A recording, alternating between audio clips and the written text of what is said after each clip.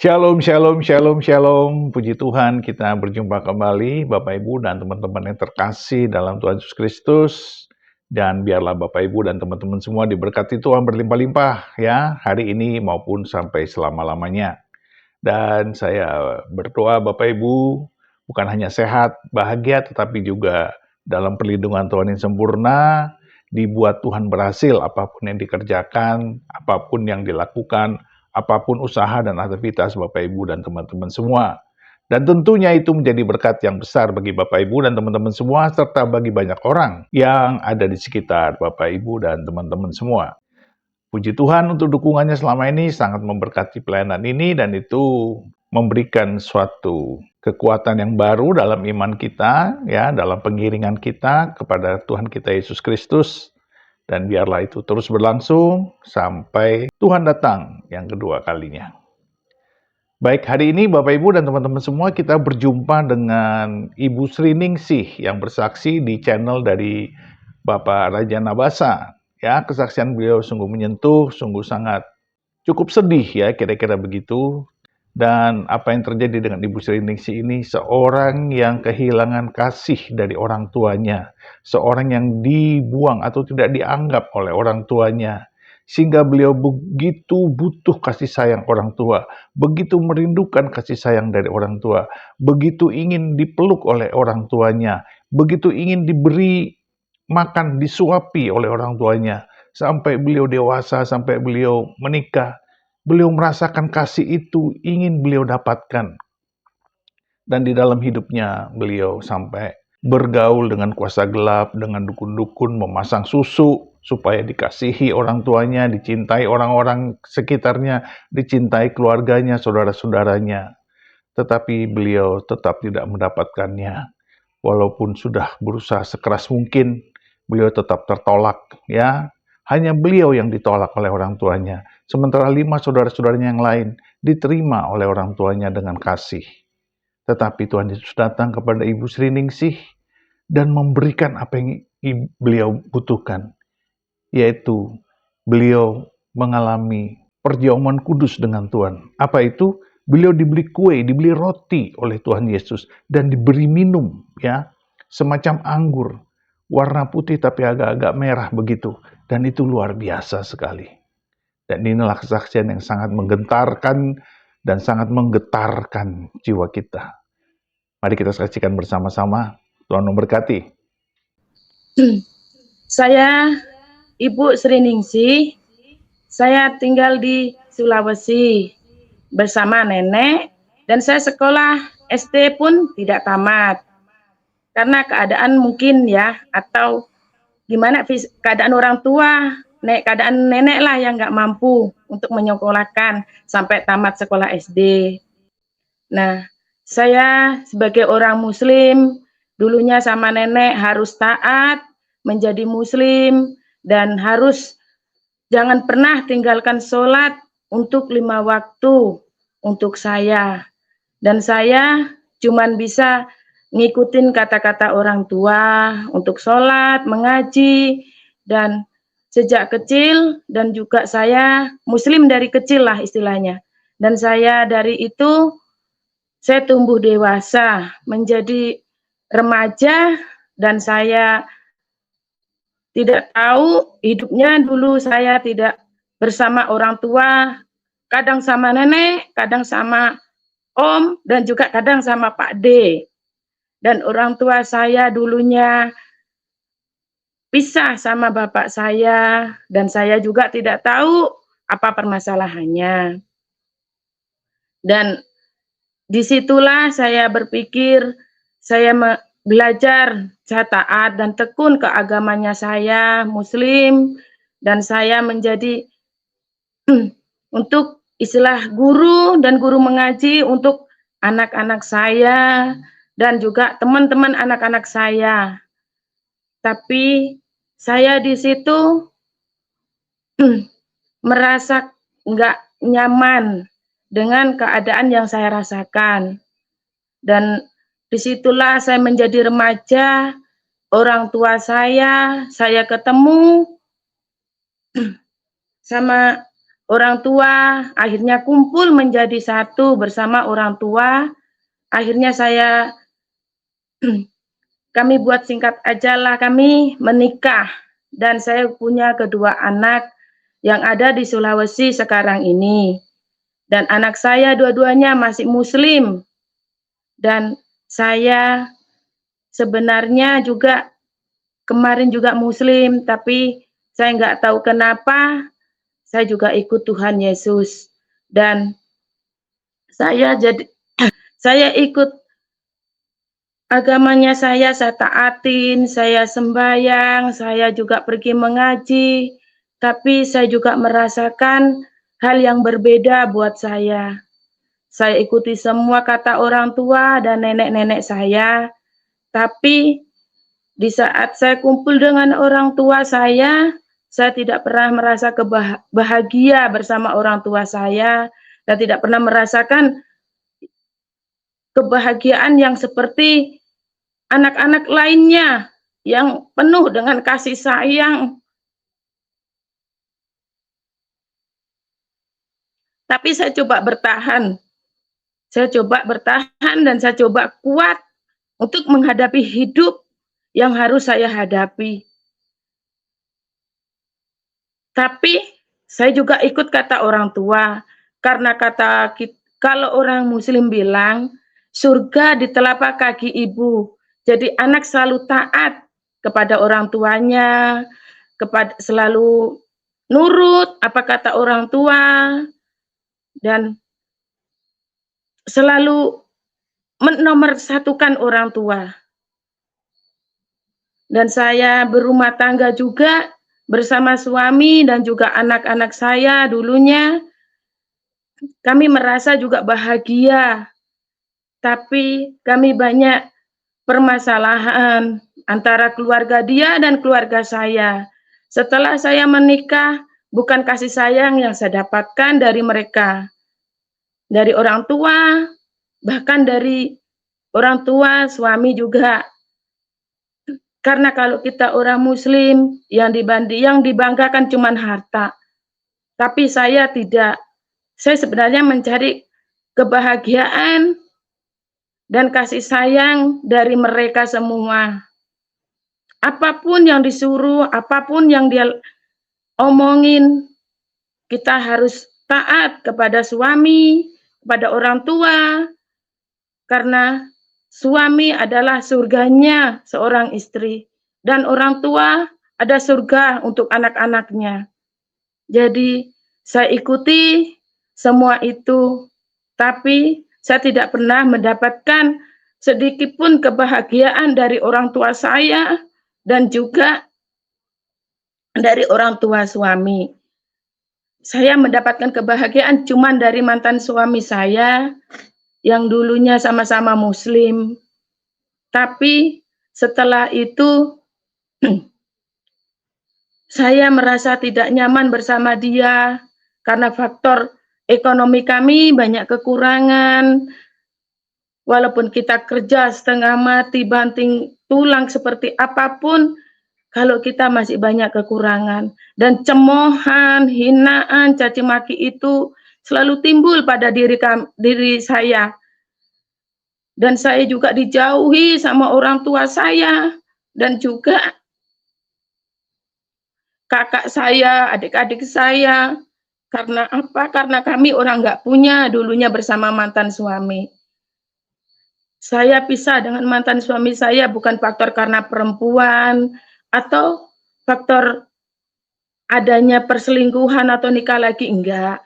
Tapi kami menikah, kami pisah dengan dia karena faktor ekonomi yang tidak bisa untuk mencukupin keluarga kami bersama mantan suami saya dulu. Dan setelah itu saya pisah dan saya juga hidup bersama anak-anak saya, kedua anak saya.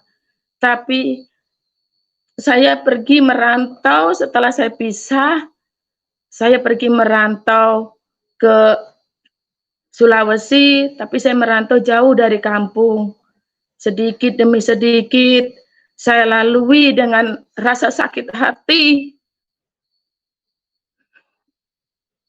dari orang-orang yang saya sayangi. Walaupun mereka nggak sayang sama saya, tapi saya tetap sayang kepada mereka. Sama kakak, orang tua saya, dan adik-adik saya. Dan juga anak-anak saya terutama.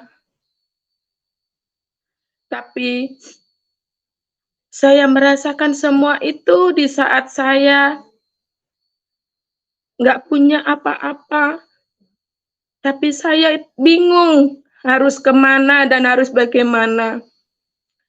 Dan saya pisah sama mantan suami pun, saudara saya juga nggak ada yang mau datang untuk bicara dengan saya, bertanya, nggak pernah.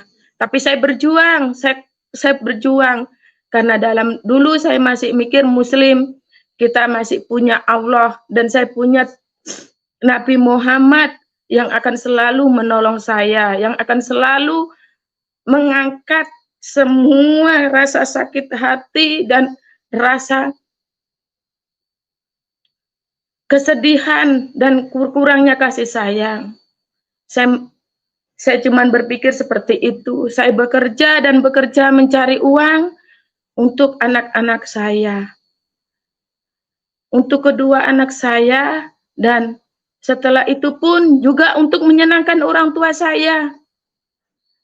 Untuk menyenangkan orang tua saya supaya saya disayang sama orang tua saya. Gimana sih rasanya anak yang disayang sama orang tua kita itu seperti apa? Itu yang selalu berpikir dan selalu saya pertanyakan pada diri saya. Bahkan saya bertanya sama teman, ataupun saya bertanya sama tetangga saya sendiri dulunya. Saya selalu bertanya, orang disayang seperti apa sih? Orang kalau tidur sama orang tua kita itu seperti apa sih? Dan bagaimana sih rasanya? Tapi saya tidak pernah mendapatkan semua itu. Saya tidak pernah merasakan kasih sayang itu ada buat saya. Sempat sebelum nenek pergi meninggalkan kami semua, sebelum nenek meninggal, sempat saya bertanya sama si Mbok. Kalau orang Jawa panggilnya si Mbok. Mbok, saya itu salah apa sih? Kok mama sama saya begitu? Sempat juga saya tanya sama Bude, saya nanya sama Bude saya. Jawabannya juga sama, seperti si Mbok. Katanya saya mirip dengan bapak saya. Makanya mamamu nggak suka sama kamu. Begitu juga jawabannya Bude seperti itu. Nah, disitulah saya harus bisa berjuang. Walaupun saya single parent, cari uang untuk anak-anak saya. Saya bekerja pun dulu juga anak saya nggak pernah nanya kabar tentang saya. Mak, kamu gimana kabar? Mak, kamu di mana? Nggak pernah. Tapi saya sebagai orang tua selalu berjuang untuk anaknya.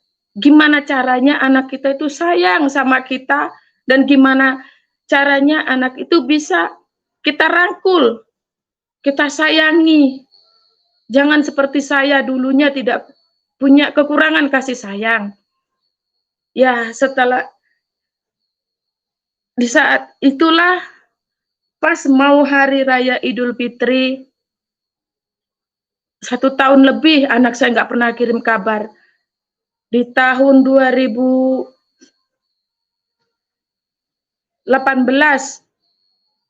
pas mau hari raya, anak saya nanya, datang ke tempat kerja saya.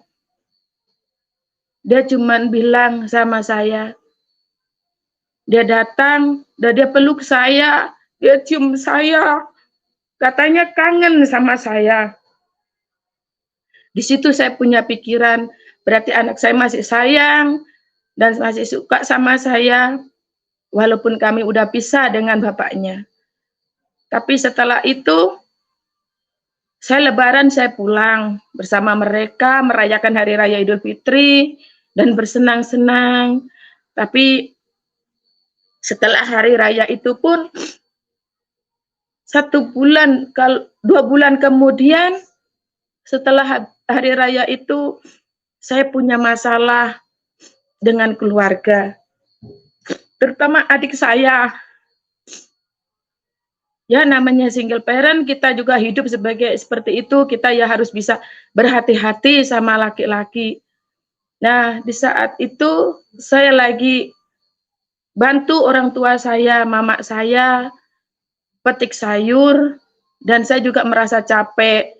Saya mau istirahat, dan saya juga waktu itu lagi ngitung sayur, ada orang pria datang, itu om sendiri, bukan orang lain.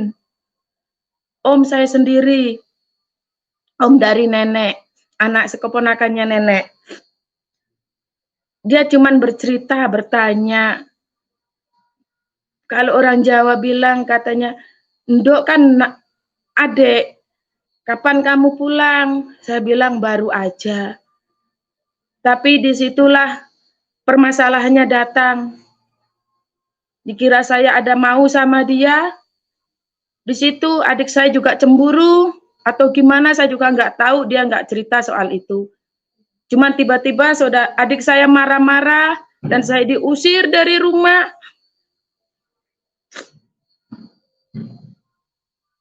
Saya masih ingat tahun 2019 tahun 2018 pas mau mendekati tahun baru. Jadi saat itulah anak saya masih kelas 2 SMK.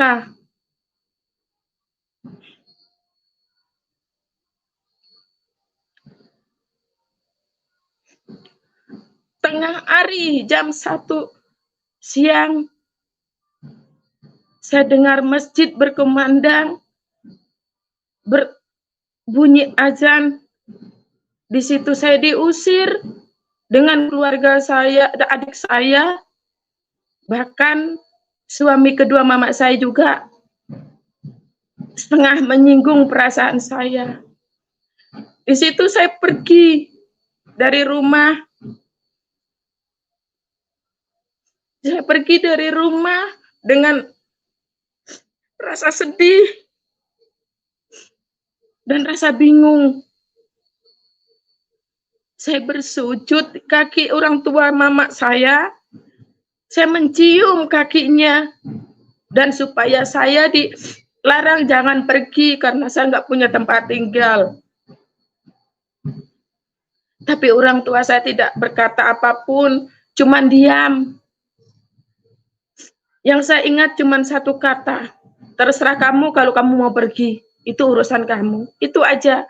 Tapi toh saya jadi anak tidak pernah merasa dendam dengan orang tua saya, dengan saudara-saudara saya. Walaupun saya dicela, dicaci maki, dihina, saya tidak pernah dendam, tidak pernah benci sama mereka semua. Saya diusir itu pun, saya singgah mampir ke tempat sekolah anak saya. Yang pertama, saya cuma bilang sama anak saya, "Dok, mama pergi ya, mama diusir sama tantemu." Terus anak saya cuma bilang, "Mama mau kemana?" Mama pergi, nggak tahu kemana. Yang penting mama kerja dengan halal, dengan baik, supaya kamu sama adikmu nanti bisa menjadi orang yang lebih baik lagi, jangan kayak mama ya. Untuk sekolah yang pinter dan juga adik. Saya bilang begitu, cuman pesan itu aja. Cuman anak saya bilang, "Mama, jangan pernah lupa dengan sholat ya, Mak. Pasti Allah bantu kok untuk semua itu." Nah, setelah itu pergi dari rumah pun itu, saya bertanya-tanya saya harus kemana, dan saya pergi kemana. Saya berdoa, saya cuma bilang, "Ya Allah, tunjukkan jalanmu ya Allah, di mana saya harus pergi dan di mana saya harus tinggal." Disitulah saya mikir, saya bertanya dengan diri saya, sambil berjalan, sambil berdoa. Pas saya jalan, di tengah jalan ada teman panggil. Dia panggil saya, "Mbak mau kemana?" Dibilang, "Saya mau pergi. Siang bolong gini nggak ada mobil, ayo ke rumah." Akhirnya saya ke rumah teman, nginep semalam. Pagi saya berangkat. Itu pun saya pergi, saya blok semua nomor saudara, orang tua, saya blok semuanya. Akhirnya saya pergi 1 tahun nggak pulang. Saya nggak pulang, saya pikir saya hari raya pun lagi, saya pulang. Saya pulang ke rumah, itu pun keadaan orang tua mungkin masih marah atau gimana. Saya juga nggak tahu isi hati orang tua itu seperti apa. Yang ada dalam hati saya ingin membuat kedua anak saya senang, bahagia, selayaknya anak-anak yang lain. Setelah itu saya punya masalah besar sama keluarga saya. Saya pun tinggal nggak sama orang tua, saya ngontrak saja sendiri. Beda daerah, saya ngontrak, saya pulang, saya tengok orang tua. Di situ saya merasa kayak bukan anaknya. Saya merasa kayak bukan anaknya, kayak orang asing di mata mereka. Tapi buat saya bahagia kok. Saya bisa ketemu orang tua, saudara, semuanya. Tapi setelah itu, saya pergi ke ke rumah mantan suami saya. Untuk jenguk anak saya. Saya bawa mereka berdua ke tempat tinggal saya yang saya kontrak di rumah orang.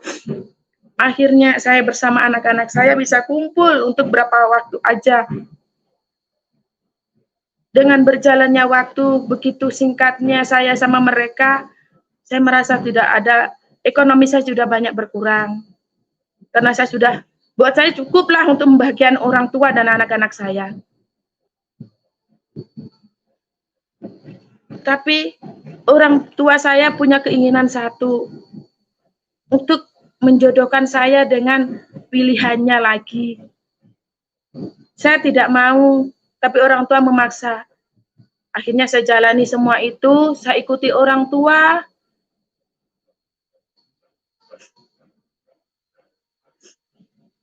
Tapi yang saya dapatkan cuma hinaan dan caci maki.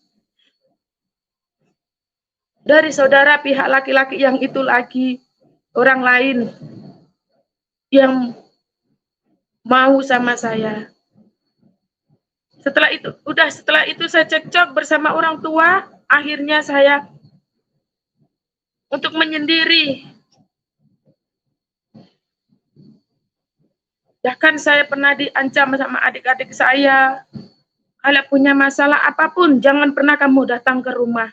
Kamu selesaikan sendiri, terserah kamu di mana. Saya selalu ingat kata-kata itu.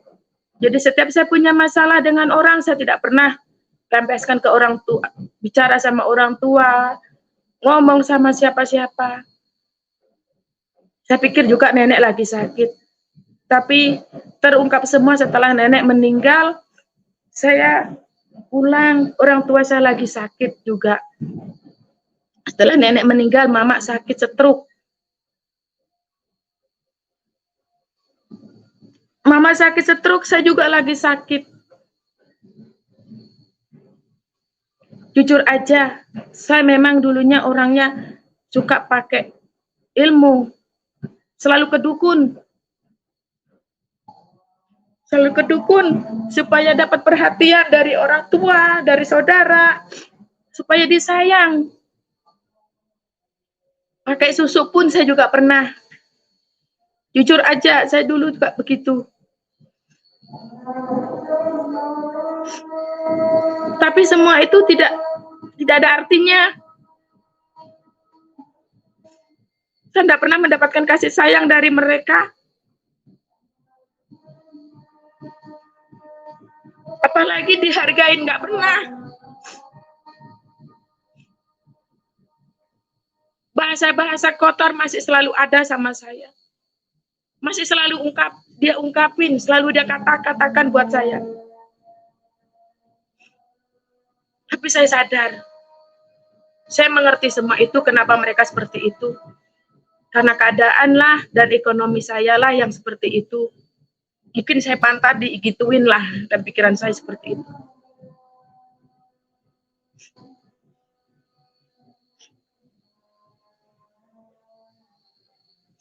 Dan kalau saya tidak ngikutin kata orang tua, inilah perjalanan saya. Saya jalan dengan sendirinya saya. Pulang minum, mabuk. Saya peminum. Karena saya juga stres. Capek. Tapi saya tetap kok, walaupun saya dulu minum, saya tetap sholat. Saya lakuin semua sholat, mengaji, baca Al-Quran. Karena saya nggak mau dianggap perempuan terlalu hina di mata mereka. Untuk anak-anak saya selalu mengajarin sembahyang 5 waktu dan membacalah Al-Quran, karena itu yang akan membawa mereka ke surga. Seperti itulah pelajaran yang saya dapatkan. Tapi kadang saya juga berpikir, kita sembahyang, kita baca Al-Quran, tapi kita tidak pernah mendapatkan apa-apa. Tapi orang tetap benci sama saya, walaupun saya sudah ke dukun kemanapun saya pergi juga saya tetap dapat seperti itu. Tapi saya kembali ke orang tua saya. Orang tua saya sakit, saya tengok, saya pulang lagi. Saya juga sakit di waktu itu. Saya sakit, nggak ada yang nengok, satu orang pun nggak ada yang datang ke tempat saya. Tapi setelahnya saya agak sehat, mendingan anak saya datang dua-duanya. Tapi dia juga sakit, anak-anak saya. Saya harus kuat, saya tidak boleh lemah di mata anak-anak saya.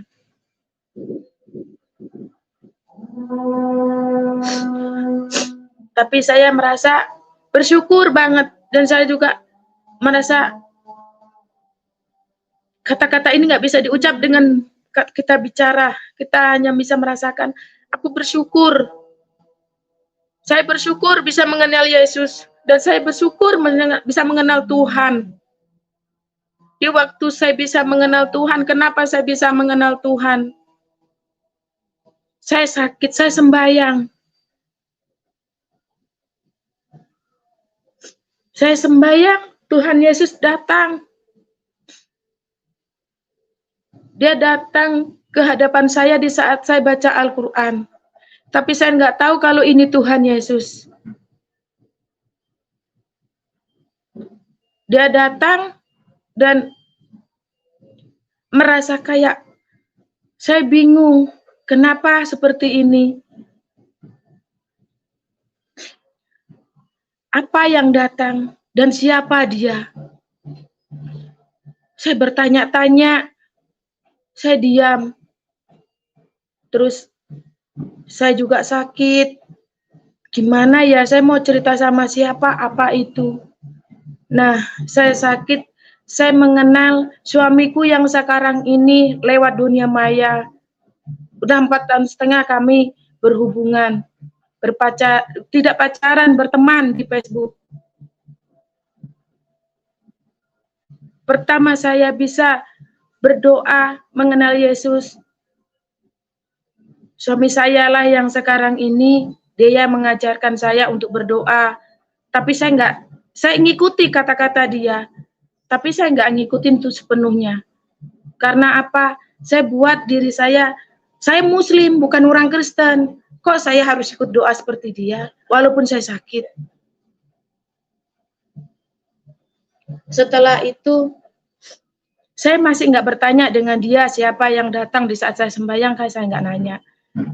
Terus yang keduanya saya datang, saya sakit perut, sakit dibuat orang, gitu. Dia ngajarin saya, kamu percaya nggak sama Tuhan Yesus? Saya percaya, saya cuman bilang gitu. Kamu yakin nggak? Saya yakin. Dia berdoa, saya cuma dengar dia doa. Saya bilang, iya. Saya nggak ikutin, cuma dengar aja. Setelah itu, saya bilang sama dia, matiin dulu ya HP-nya, saya mau sholat. Disitulah saya sholat, dan sambil saya berdoa, untuk istilahnya untuk berdoa kita itu untuk gimana ya orang tua kita itu supaya sayang sama kita, saudara-saudara semuanya untuk sayang sama kita. Tapi saya nggak ada dapat itu semua. Akhirnya habis doa itu saya pamit tidur. Tidur pun datang sosok seorang laki-laki, dia berpakaian putih, bersinar terang. Ini saya belum tidur. Masih tengah tidur, setengah enggak. Saya sempat bangun duduk. Duduk itu pun kayak masih ada cahaya yang tinggal di dalam ruangan yang saya tempati, kamar itu. Di situ saya melihatnya. Apa ya yang datang tadi? Saya sudah bingung, makanya saya terus nanya sama dia. Dia bilang, itulah Tuhan Yesus, itulah Tuhannya orang Kristen. Setiap doanya dia ajarin saya selalu simpan dalam pikiran saya simpan dalam otak saya. Nah, itu habis itu saya ditelepon pagi hari sama adik saya. Mama katanya sakit, masuk rumah sakit. Akhirnya saya ke rumah orang tua. Sore hari, di siang hari saya pulang, terus sore saya datang lagi. Saya ikutin hati seperti suami saya yang sekarang ini berdoa. Dia bilang, saya ikutin, bilang, Tuhan Yesus, tolong sembuhkan mama saya. Mama saya lagi sakit, saya tidak bisa menolong dengan harta ataupun benda apapun ataupun uang. Tolong Tuhannya orang Kristen, sembuhkan mama saya. Saya pengen mama saya sembuh sebelum saya pergi, karena orang tua saya juga nggak senang sama saya. Tolong Tuhan, saya bilang gitu. Dengan ajaibnya itu semua, mama sembuh.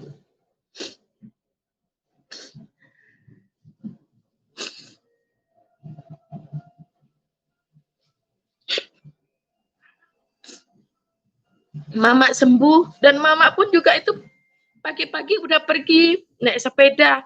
Saya bertanya sama adik saya, Dok, mama kemana?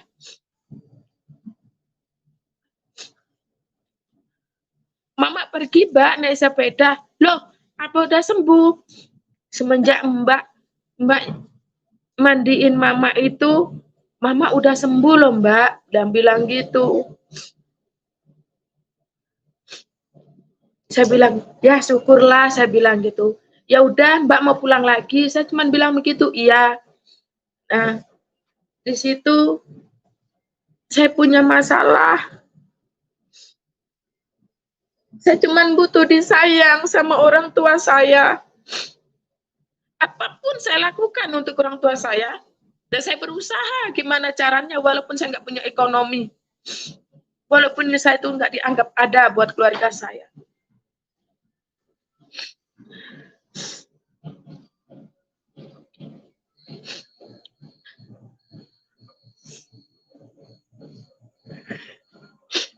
Terus di suatu hari ya, setiap itu saya berdoa untuk orang tua dan saudara dan semuanya. Saya tetap lakuin sholat sembahyang saya 5 waktu, saya tidak pernah lupakan itu.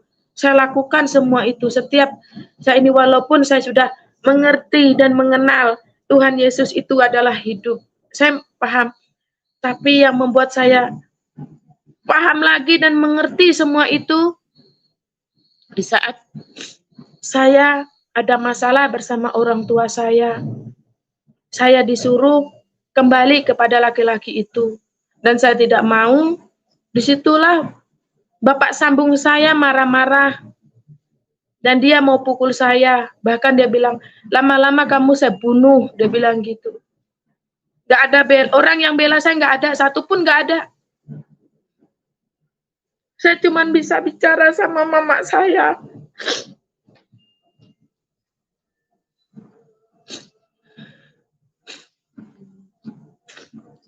Saya bicara sama mama saya, Ma, surga di telapak kaki ibu.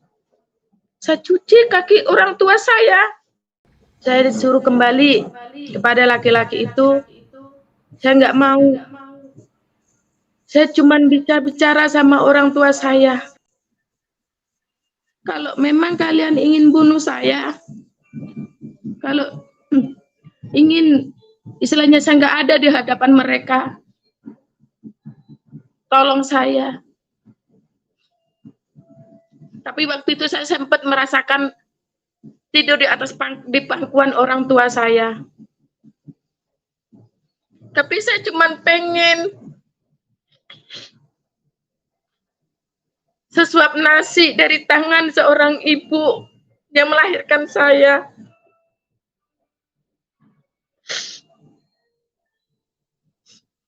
Cuman saya merasakan dari dulu hidup saya nggak tahu hidup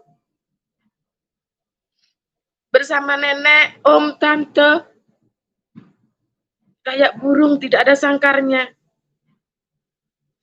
Saya hanya cuman berkata, beri saya sesuap nasi sebelum saya pergi dari tempat ini.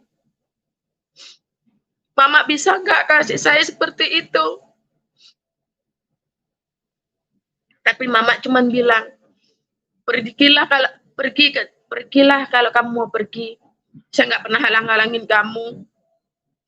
Saya cuman butuh itu aja. Sesuap nasi dari seorang ibu yang melahirkan saya. Tapi itu semua bagi saya hanya hayalan atau mimpi belakang seorang anak. Saya nggak tahu kenapa mereka begitu benci sama saya. Bahkan orang tua saya sendiri juga begitu. Tapi saya mengerti, kebencian itu akan menjadi kasih sayang. Di saat kita jauh dari mereka, pasti orang tua kita sayang kok sama kita. Atau mungkin orang tua saya sayang sama saya dari kecil, tapi orang tua saya nggak mau untuk mengatakannya seperti anak-anak yang lain. Dia tunjukkan kasih sayangnya, saya juga nggak tahu. Saya nggak ngerti sih hati orang seperti apa. Setelah itu saya pergi dan saya cuma mengucapkan sama orang tua, maafkan saya ya mak, jadi anak tidak pernah turut sama orang tua. Tapi saya mikir saya sudah memberikan kebahagiaan untuk orang tua saya. Walaupun dalam materi dan yang lainnya juga saya sudah memberikan kasih sayang untuk orang tua saya. Begitu juga sebaliknya buat anak-anak saya, kedua anak saya yang ada di Sulawesi, saya juga memberikan kasih sayang yang tidak ada habis-habisnya buat mereka, walaupun kita jauh. Saya pulang ke tempat tinggal saya yang tadinya saya tempatin. Saya pulang pas setengah 12 siang. Pas setengah 12 siang itu saya pulang. Saya pulang cuman diam, duduk di ruang tamu. 5 menit kemudian saya masuk kamar. Saya masuk kamar itu pun saya cuma berdoa begini. Dalam hidup saya juga belum paham arti orang Kristen seperti apa. Cuman saya bilang begini. Saya berdoa dengan diri saya sendiri, doanya saya sendiri. Ya Allah, kenapa sih hidup saya seperti ini? Ya Allah, saya pengen disuapin sama orang tua saya. Dan saya pengen dikasih makan sama orang tua saya. Kok saya tetap seperti ini sih? Saya bilang gitu. Ya Allah, tolongin saya. Atau ya Allah. Nah, setelah itu, saya belum sempat tidur. Saya masih nangis. Nangisnya saya sedihnya. Kelima saudara saya, mama saya selalu sayang. Mereka dia kelihatin kasih sayangnya. Tapi sama saya nggak ada dilihatinnya. Terus, saya berbaring di tempat tidur, saya berdoa seperti itu.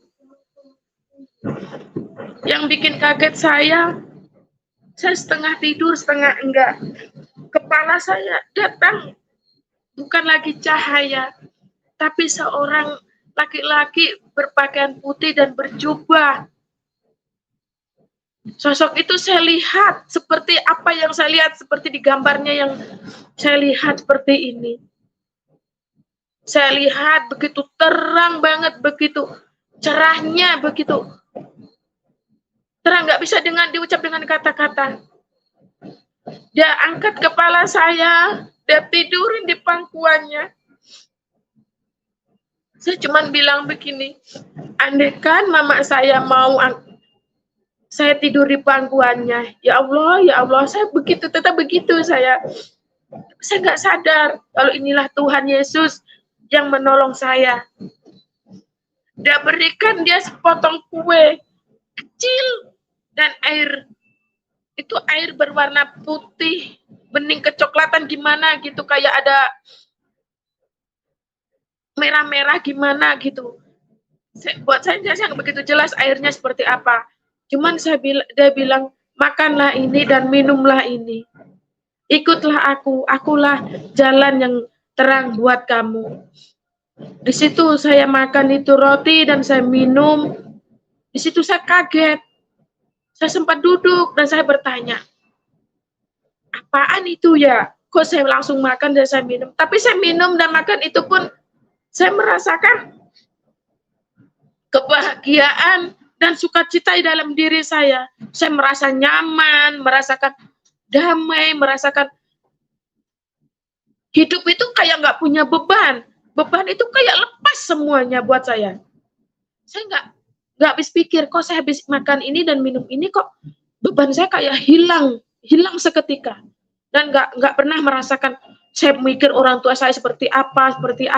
Saya nggak pernah mikir seperti itu.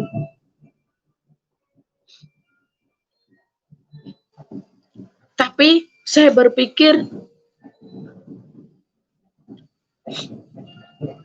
inilah mungkin Allah, saya pikir begitu aja. Saya nggak mikir ini Tuhan, orang Kristen nggak ngerti saya apa ini, dia kasih makan saya apa itu, saya nggak ngerti. Tapi setelah itu, saya diam dan berdiri. Terus saya berdoa, ya Allah, saya kok merasa hidup saya akan merasa nyaman dan tenang banget ya. Apa sih itu tadi? Saya sempat bertanya-tanya begitu pada diri saya. Terus berapa hari kemudian saya bertanya sama suami saya yang sekarang ini, sama dia. Saya bertanya, Kak, kamu benar suka sama saya enggak? Kamu benar sayang sama saya enggak? Saya bilang begitu. Iya, saya suka sama kamu. Dia bilang, saya sayang sama kamu. Jemput saya di bandara, saya bilang gitu. Dia jemput saya di bandara di Makassar. Setelah itu saya ikut dia pulang ke Jakarta sini. Tapi saya punya permintaan sebelum dia jemput saya. Bawa saya ke gereja. Saya ingin ke gereja. Saya minta sendiri. Saya minta sendiri dengan tidak sadarnya saya minta sama dia. Dia ikutin, iya saya bawa kamu.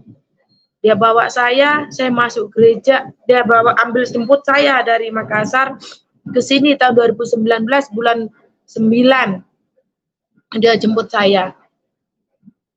Kita ketemuan, setelah itu paginya pas hari Minggu, dia bawa saya ke gereja. Dia bawa ke gereja saya lihat lagi sosok orang yang berpakai jubah putih, dia ulurkan tangannya. Dia bilang, akulah jalan yang benar buat kamu. Akulah jalan yang akan membawa kamu yang terang. Dia bilang seperti itu. Saya kaget, saya duduk, saya bingung. Orang di samping kiri kanan saya tetap bernyanyi, bertepuk tangan, bersorak-sorak. Tapi sayanya diam. Saya bingung. Saking saya nggak kuat nahannya, saya lari keluar dari gereja. Saya bertanya-tanya dengan diri saya. Terus pulang dari gereja, saya nanya sama suami saya yang sekarang ini. Kak, itu tadi kok saya lihat lagi ya seperti itu. Kamu lihat apa? Dia nanya. Saya lihat ada orang berpakaian putih, tapi dia ulurkan tangannya. Gitu, saya bilang gitu sama dia. Tapi dia bilang, itulah Tuhannya orang Kristen. Itulah Tuhan Yesus yang kami sembah. Itulah kita ikut Tuhan Yesus supaya kita itu tahu jalan kehidupan seperti apa. Tapi saya berpikir-pikir, saya masih bingung. Akhirnya kami bersama suami saya yang sekarang ini, kita ketemu cuma sebulan. Setelah itu kita diajak ke Jawa, kami menikah.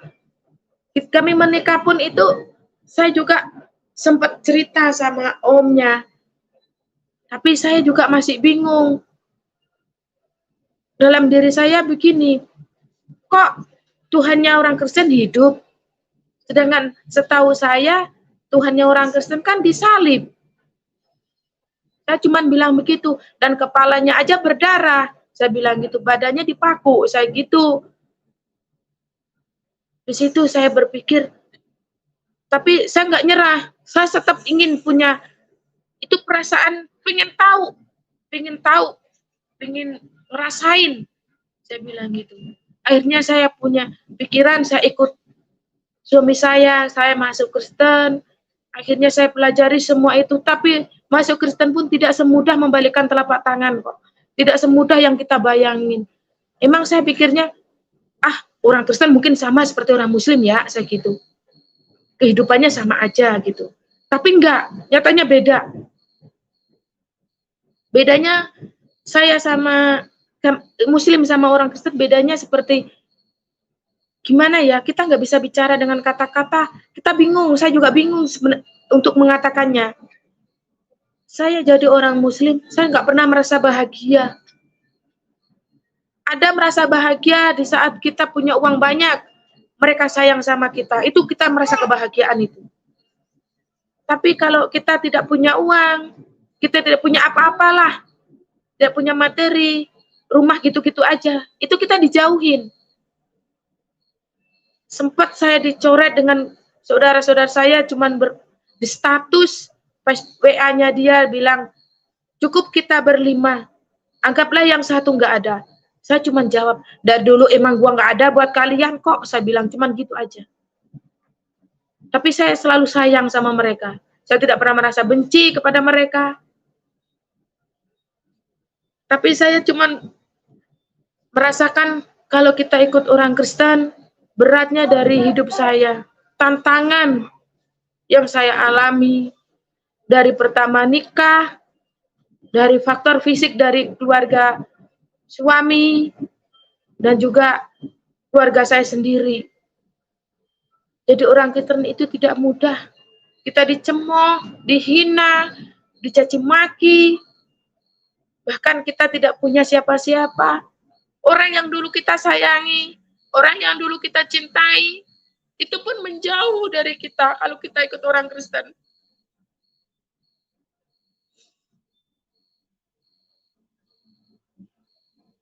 Teman yang dulunya baik sama saya, istilah makan sepiring pun berdua, tidur satu ranjang berdua. Teman melebihi dari saudara saya sendiri. Sekarang dia jauh sama saya. Tidak mau mengenal, katanya orang Kristen itu orang kafir. Orang Kristen tidak punya iman. Tapi saya tidak mundur, saya tetap berjuang. Karena saya ingin tahu. Selama saya masuk Kristen, saya merasakan bahagia. Saya menikah, saya dibaptis.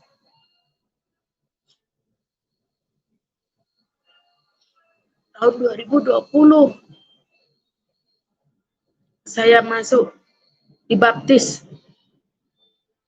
sama om dari suami pendeta. Saya ditanya, saya pikir saya cuman dibaptis itu cuman katanya selam, kita di kolam renang gitu. Apa yang saya punya kayak ilmu-ilmu gitu kan, susuk, apa itu saya pikir nggak hilang gitu. Iya om, saya mau, cuma dibaptis ini kok. Setelahnya itu saya dibaptis. Dibaptis itu pun bukan saya sendiri. Sama suami saya yang sekarang ini. Setelah dibaptis, suami saya duluan, habis itu saya. Saya dibaptis di bawah air pun saya lihat juga beliau. Tuhan Yesus hadir lagi, tapi dia tidak menggunakan jubah. Dia tidak menggunakan jubah. Dia datang di dalam air itu pun saya kaget. Saya lompat dari air. Sampai om bertanya, ada apa Bu Sri? Dia bilang gitu. Enggak om, saya nggak berani ngomong. Cuman saya masih berpikir, kok selalu ngikutin saya? Apa itu kok ngikutin saya melulu? Saya gitu. Di situ setelah baptis itu kami pulang, saya pulang, saya ke kamar mandi cuci muka. Kita naik motor rasanya panas banget sih, saya bilang gitu. Cuci muka, susuk yang ada dalam pipi saya dan di lidah saya itu lepas. Di saat saya umur dan saya cuci muka, lepas. Loh, kok pada lepas? Saya bingung. Kok pada lepas sih? Saya mikir gitu. Tapi saya nggak bertanya. Masih bingung, saya nggak bertanya-tanya dengan siapa. Setelah 3 hari kemudian baru saya ngomong. Saya bertanya, orang di baptis itu seperti apa sih? Dia cerita, orang baptis itu menyucikan diri, membuang hal kotor yang ada dalam diri kita, kayak ilmu setan, kayak kamu pakai susu, pakai apa itu, dia bilang gitu. Oh gitu ya. Saya di situ kayak merasa ada penyesalan sedikit, ada juga enggak gitu. Menyesalnya gini, susu yang saya beli mahal, kok hilang, lepas gitu. Tapi lama lama-lama itu saya nggak berpikir gini aja. Saya mikirnya gini, setelah saya lepas semua itu kok rasanya badan saya lemes gitu sama suami saya yang sekarang ini. Iyalah, dia jawabnya, karena kamu nggak punya setan, dibilang gitu. Waduh, saya bilang gitu.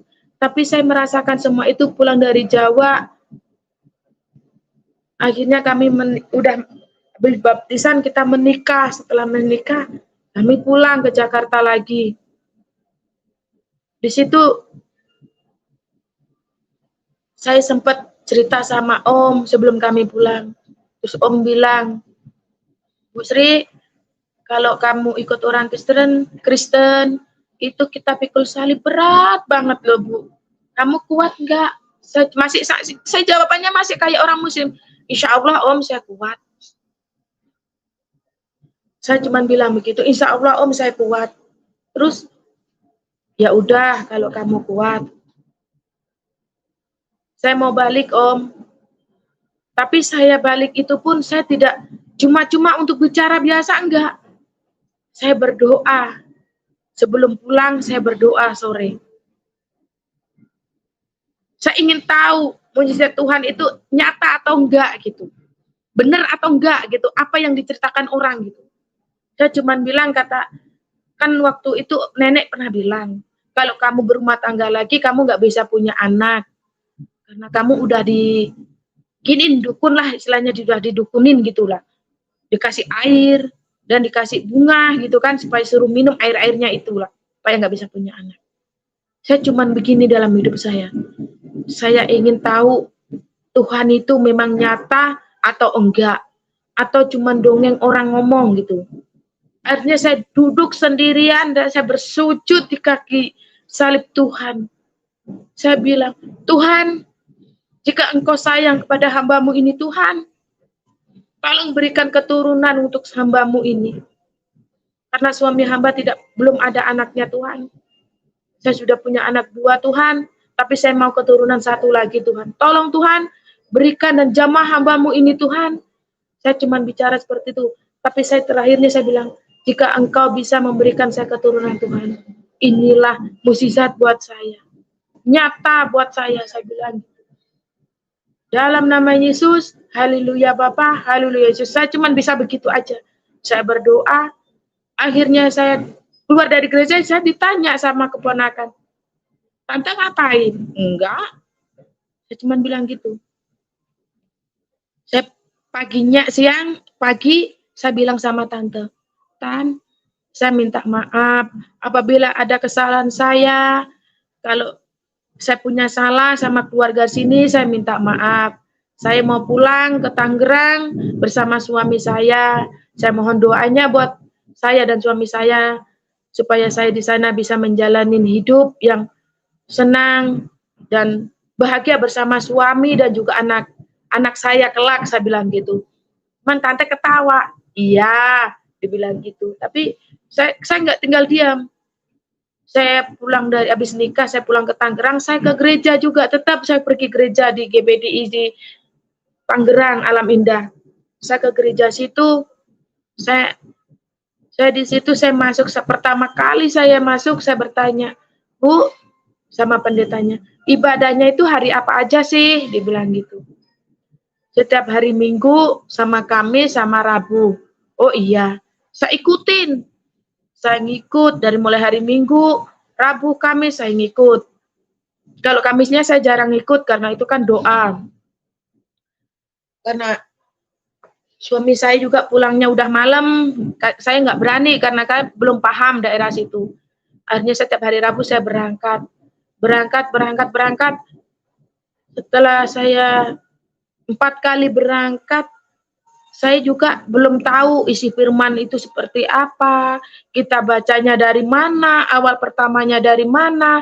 Tapi di situ saya cuman dalam doa dalam diri saya tanpa saya sadari, saya cuman bilang gini, "Tuhan, tolong ajarin hamba-Mu untuk membuka Alkitab ini Tuhan.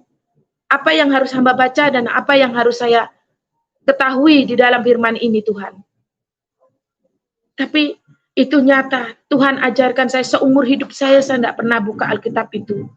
Tuhan ajarkan itu semua. Dia buka saya masih ingat di Matius ayat 1 kita disuruh baca waktu itu. Saya baca dan saya ini, oh begini ya, akhirnya saya pelajari semua itu. Tapi saya pelajarin dengan pikiran tidak tahu, kita nggak ada yang ngajarinnya. Jadi kita belajar sendiri dengan iman kita. Dan di situ saya terakhir saya ibadah hari Rabu, saya melihat di dalam gereja, saya tahu rumah artis bagus-bagus, mewah-mewah. Tapi di dalam gereja saya melihat di dekat salib itu pun ada rumah begitu indah yang tidak pernah saya lihat, yang tidak pernah saya tahu apa itu.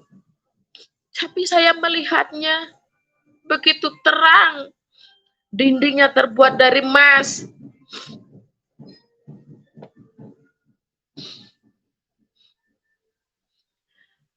tiangnya berbuat dari emas, dan bunga-bunga begitu indah yang ada dalam situ. Saya merasa kayak terharu. Saya merasa kayak, apa ini ya surga yang selama ini saya cari. Sampai saya menyembah di kaki orang tua saya. Sampai saya minum air cucian kaki orang tua saya.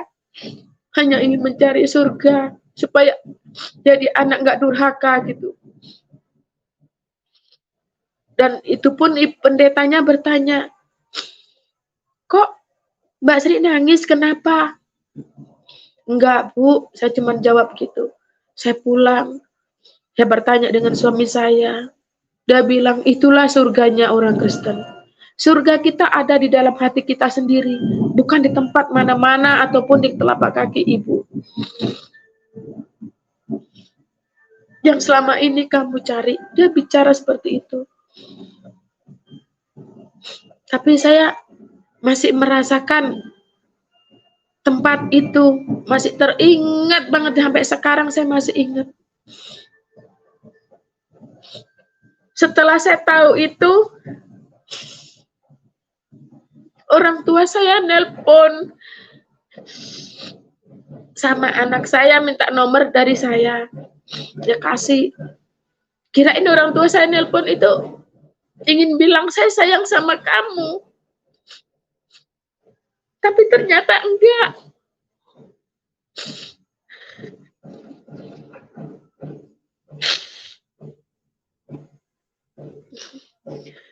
Orang tua saya cuma bilang seperti ini.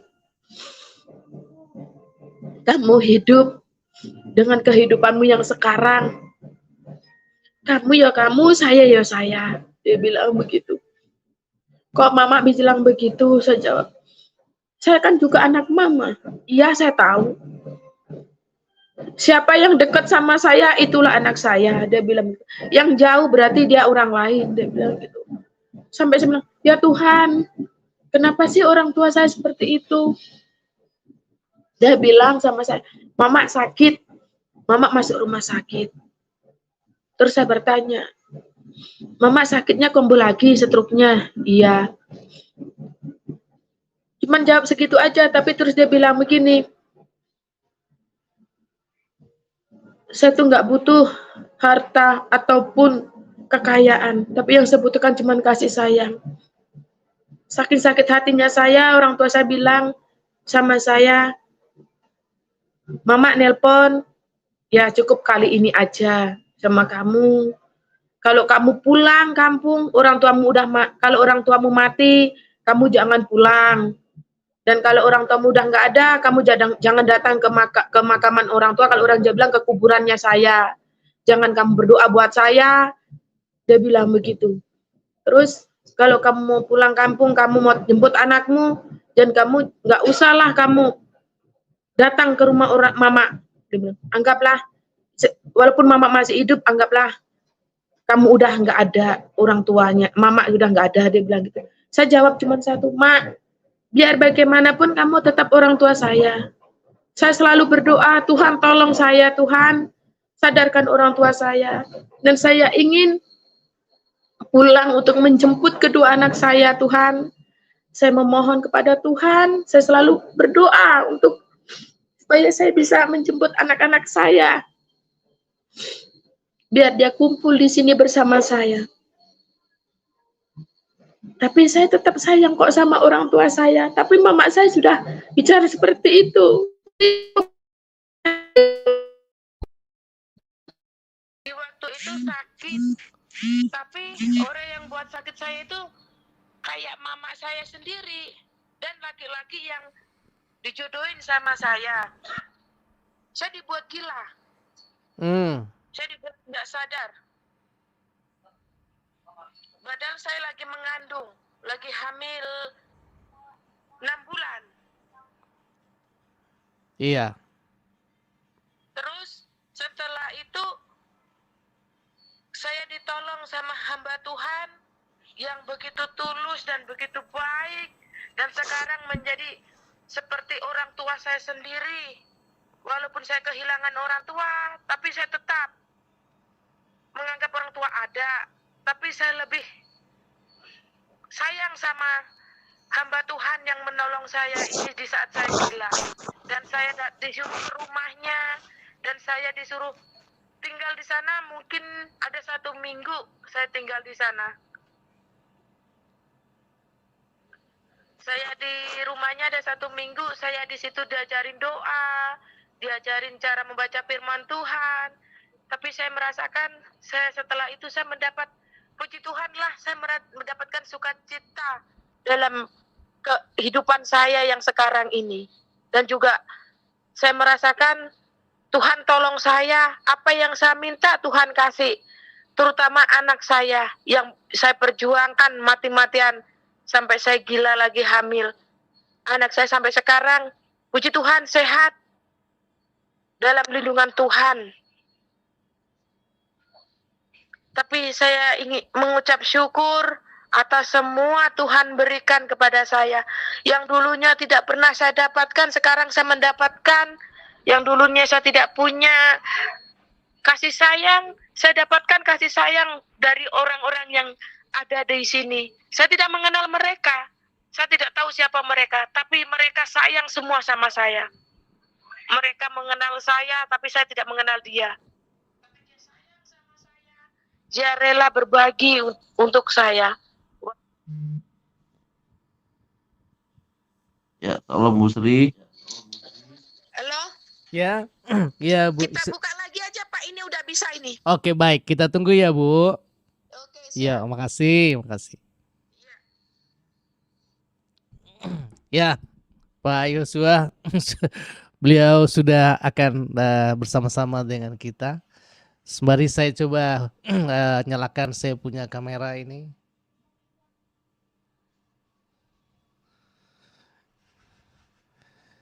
Haleluya. Baik, Ibu Sri sudah masuk lagi bersama dengan kita. Shalom Bu Sri. Shalom. Luar biasa, Ya, minta maaf untuk perjuangan. semua karena kepentingan tidak Iya, memadai. Baik Bu, tadi kan sudah Ibu cerita lewat telepon, oke. Kita tadi Ibu terakhir cerita ada seorang hamba Tuhan yang melebihi dari orang tua yang membimbing di sana. Kemudian bagaimana Bu selanjutnya? Silakan Bu. Ya, beliaulah yang selalu nasihatin saya, seperti istilahnya kamu harus kuat dan kamu harus bisa, seperti apa yang kamu rasakan dulu dan sekarang kamu bisa bandingkan lah. Nggak perlu saya cerita. Dia selalu bilang, beliau itu selalu memberikan kekuatan untuk saya. Kamu harus kuat, jangan pernah lupa ke gereja. Kamu harus rajin berdoa buat anak dan suamimu dan juga anak-anakmu yang ada di Sulawesi. Dia selalu bicara seperti itu. Bahkan saya sering ke rumahnya, tapi waktu itu saya sering ke sana. Tapi sekarang semenjak pindah ke sini, saya ke sana baru 1 kali kemarin. Tapi Tuhan tolonglah, saya bisa main lagi ke rumahnya nanti tanggal 7 untuk istilahnya main ke sana untuk bersyukur, mengucap syukur atas semua yang beliau berikan. Yang dulunya saya tidak pernah merasakan kasih sayang dari orang tua, tapi puji Tuhan saya dapatkan sekarang ini. Jujur aja, saya tidak pernah mendapatkan semua itu, tapi saya dapatkan sekarang ini. Makanya saya selalu bilang, kemarin anak saya sempat nanya, Mak, katanya kalau jadi orang Kristen itu Mama mau jauhin saya ya, Mama nggak suka sama Putri, anak Mama ini ya. Dia bilang gitu, Mama nggak mau ya sama saya. Bahkan katanya kalau Mama jadi orang Kristen, Mama udah nggak sayang sama saya. Dia bilang gitu kemarin. Saya bilang, Dok, Mama selalu sayang bersama kamu. Mama selalu cinta sama kalian, apapun itu, walaupun ekonomi Mama banyak kekurangan untuk kamu. Tapi kasih sayang ini nggak pernah kekurangan loh, saya bilang gitu. Ya Mak, sayangi saya sama adik ya Mak. Mama nanti kalau punya uang jemput saya sama adik ya. Iya. Mama akan selalu berdoa buat kalian. Mama akan berusaha bagaimana caranya.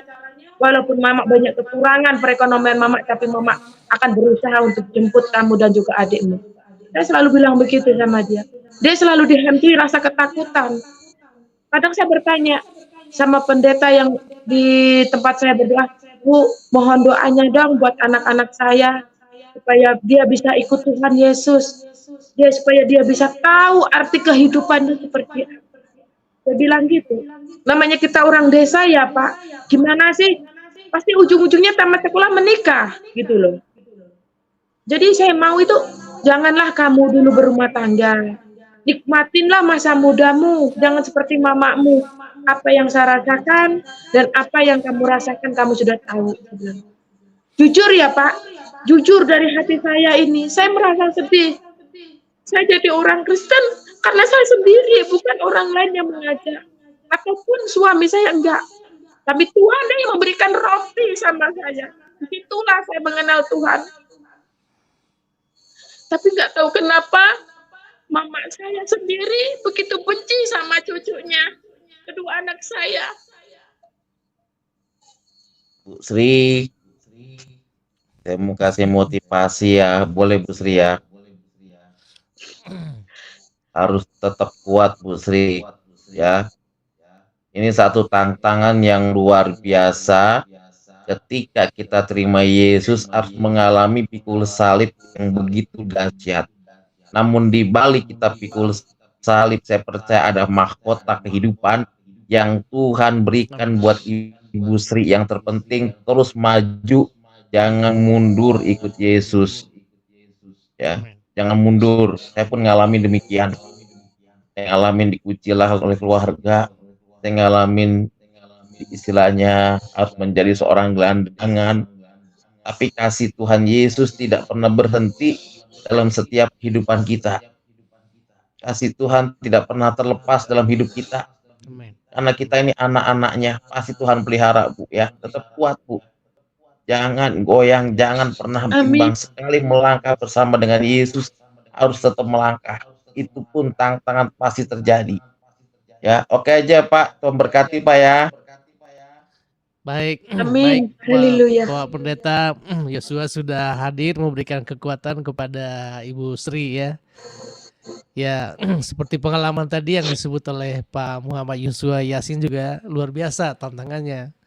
Ya, itulah seperti tadi yang disebutkan bahwa mengikut Tuhan itu ada pikul yang mesti kita salib, tetapi salib itu ringan ya, yang membuat kita bukan sengsara tetapi membuat kita sukacita. Akhirnya Bu, gimana Bu kalau bisa disingkatkan, ini kan Ibu sudah menjadi Kristen sejak dari tahun 2020 ya Bu ya, baru ya. Ya mungkin Ya. belum 2 tahun ya. Sudah ada 2 tahun ya Bu ya. Ya sekitar 2 tahun.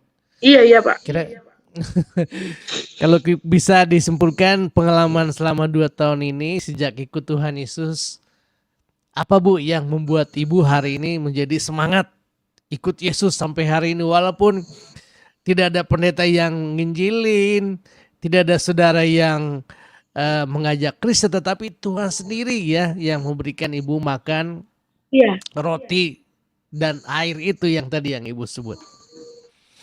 Silakan Bu.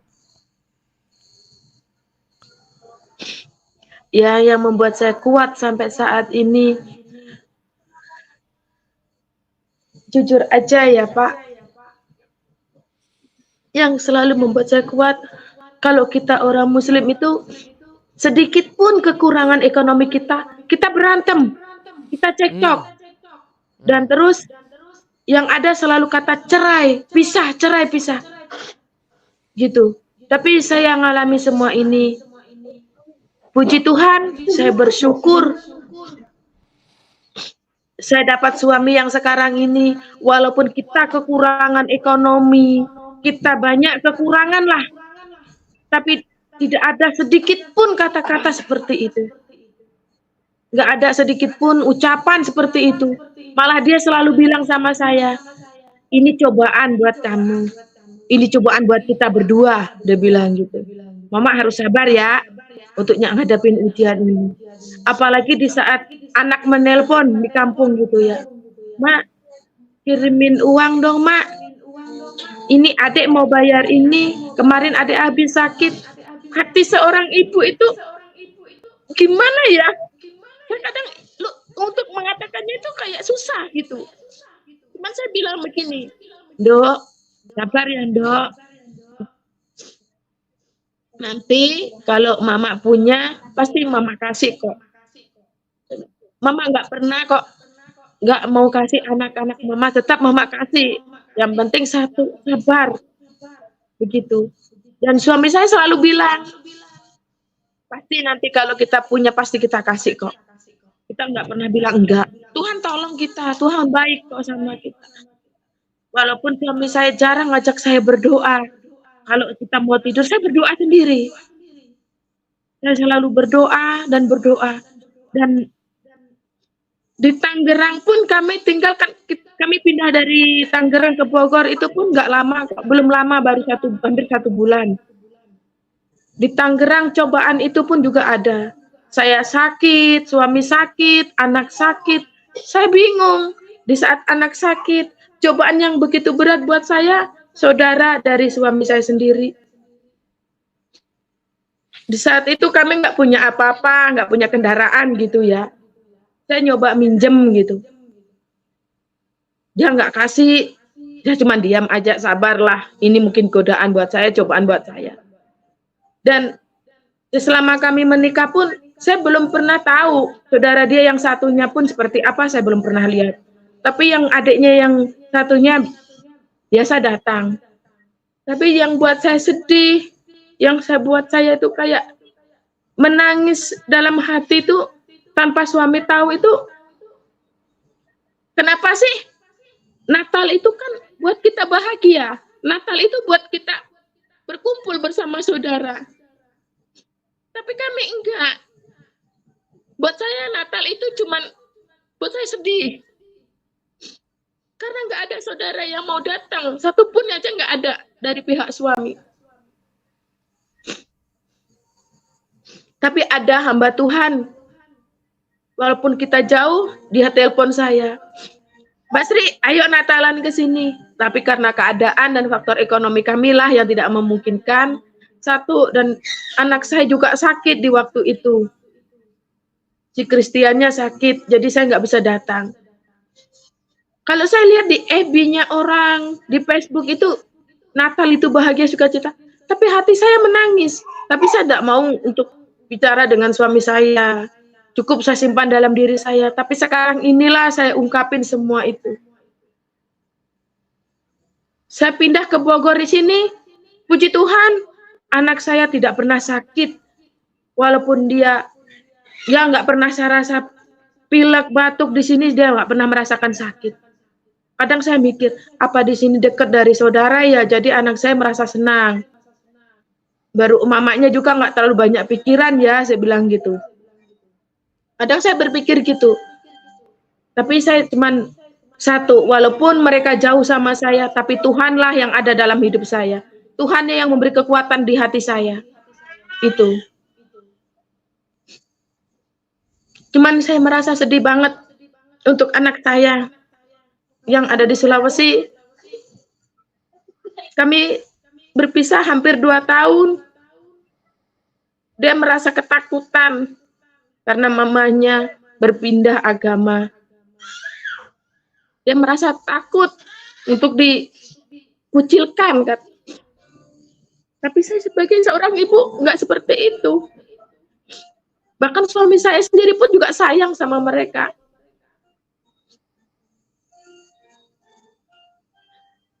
Dia kadang kalau kita telepon, video call gitu cuman bilang, Mama sayang kan sama saya dan juga adik. Dia bilang, Mama selalu sayang kok buat kalian. Tapi hati saya selalu buat kuat dan nggak mau menangis di hadapan mereka. Karena omongan neneknya yang membuat dia seperti itu, merasa takut. Sekarang pun anak saya juga dijauhi dari orang tua saya. Sama omnya, sama tantenya dijauhin. Tapi saya bersyukur, Tuhan tolonglah buat kedua anak saya. Selalu sabar untuk hadapi ujian ini, cobaan ini. Begitu berat cobaan ini kepada saya. Tapi janganlah kepada anak-anak saya yang ada di Sulawesi. Saya minta pada Bapak Ibu yang ada di situ, buat pendeta, tolong doain buat kedua anak saya, supaya kami bisa berkumpul menjadi satu dan dia mau ikut Tuhan dan menyembah di kaki salib Tuhan. Inilah keinginan paling besar di hati saya.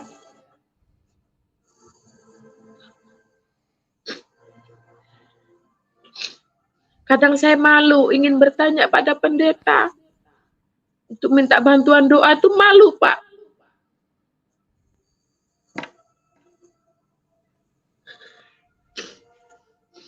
Tapi saya di Bogor di sini, kita selalu berbicara, selalu sharing lah sama saudara, selalu bertanya.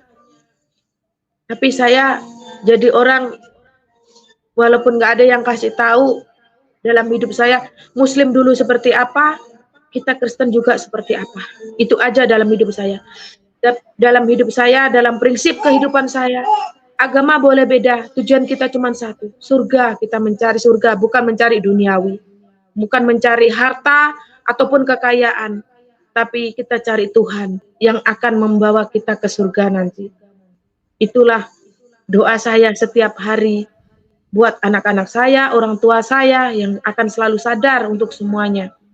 Walaupun saya tinggal sendiri bersama suami dan anak, tapi saya yakin dan percaya Tuhan ada sama saya. Tuhan tidak pernah meninggalkan orang yang dia sayangi dan Tuhan tidak pernah meninggalkan hamba-hambanya yang sedang menderita. Tapi saya yakin dan percaya untuk semua itu. Baik, baik, luar biasa ya Bu ya. Dan kita selalu percaya kepada Tuhan Yesus akan setiap firman dan janjinya, bahwa setiap orang yang percaya kepadanya tidak dibinasakan tetapi akan memperoleh hidup dan mempunyainya ya sampai kesudahan alam. Dan dia tidak akan dibiarkan orang-orang percaya itu jatuh tergeletak, tetapi tangannya akan menopang hidup kita. Haleluya. Ada satu lagi Bu Haleluya. yang sangat penting. Ya.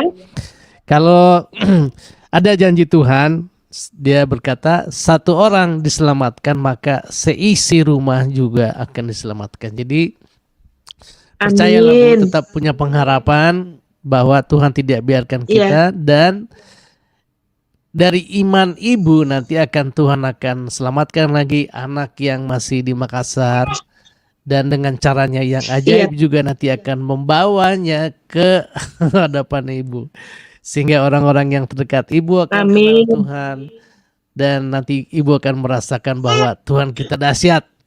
Dia kalau selamatkan kita nggak tanggung-tanggung, nggak mudah-mudahan, tetapi pasti dia pasti tolong kita.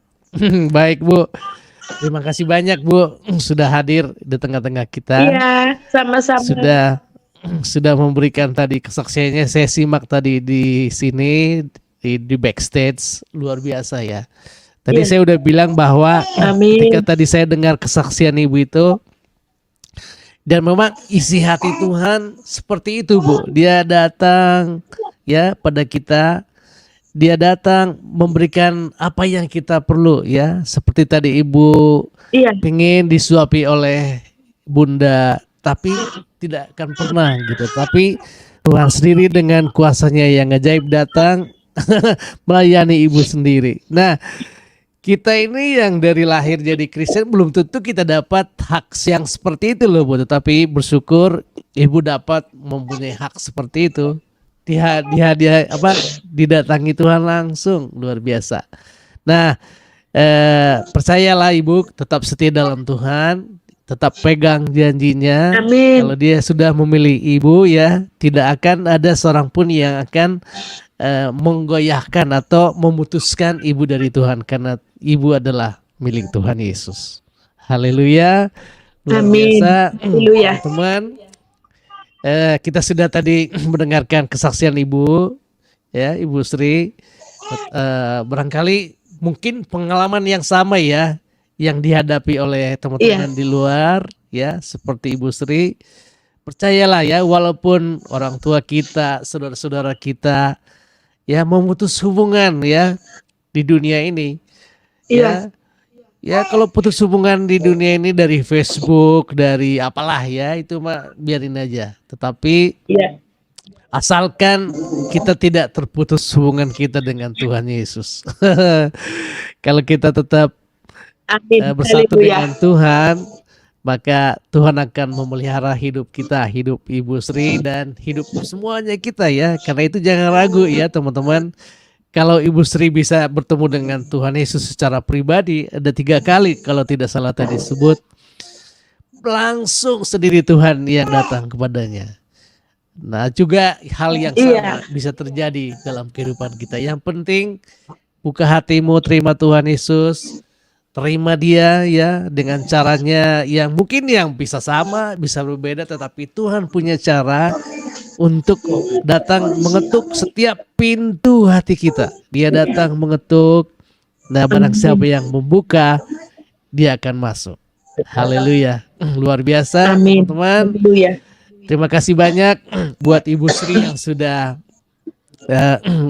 sudah datang di room kita, bergabung lewat StreamYard, dan hari ini live ditayangkan ke seluruh Indonesia, ke seluruh dunia. Saya percaya pasti ada satu orang yang mendengar kesaksian ibu dengan seksama ya. Mungkin 1-2 orang atau lebih. Dan 1 orang saja ya dibuka Tuhan hatinya dan bertobat, terima Yesus sebagai Tuhan dan Juru Selamat, surga bersorak-sorai. Haleluya. Karena itu terima kasih banyak kepada Ibu Sri yang sudah bersaksi kepada kita. Tuhan berkati Ibu, sehat selalu. tetap Amin. punya pengharapan dari Tuhan. Jangan tinggalkan Tuhan. Percayalah suatu saat setiap janji-janjinya yang tertulis di Alkitab, Ibu akan terima satu persatu sehingga setiap air mata akan dihapus oleh Tuhan. Ya, duka Amin. cita akan diganti dengan sukacita. Berkatnya akan melimpah dalam kehidupan kita. Luar biasa. Terima kasih banyak, Bu. Tuhan berkati Ibu, kesehatan, suami, ya Pak John. Tetap semangat ya. Saling bergandeng tangan Amin. dengan Ibu untuk mengiring Tuhan Yesus. Haleluya. Anak-anak sehat, semua diberkati, pekerjaan diberkati Tuhan. Haleluya, puji Tuhan, puji Tuhan. Mari Bapak Ibu dan teman-teman semua yang terkasih, kita doakan Ibu Sri Ningsih dan keluarganya supaya mereka mengalami damai sejahtera dari Tuhan Yesus Kristus yang berlimpah-limpah dan akhirnya anak-anaknya berkumpul dengan beliau dan akhirnya mengalami kasih Kristus juga dan diselamatkan. Karena kita percaya satu orang percaya maka seisi rumah akan diselamatkan. Dan mari kita berikan kepada Bapak John suaminya supaya mendapatkan berkat dari pekerjaan dengan berlimpah-limpah sehingga keluarga ini mengalami the Shekinah glory of God dan diberkati Tuhan berlimpah-limpah. Dan mari kita doakan channel Raja Nabasa semakin eksis, semakin diberkati Tuhan, dan biarlah menjadi besar dan semakin memberkati setiap jiwa yang menyaksikan acara Raja Nabasa. Tuhan memberkati kita semua di dalam nama Bapa dan Anak dan Roh Kudus, di dalam nama Tuhan Yesus Kristus. Haleluya, haleluya, haleluya. Amin, amin, amin, amin, amin.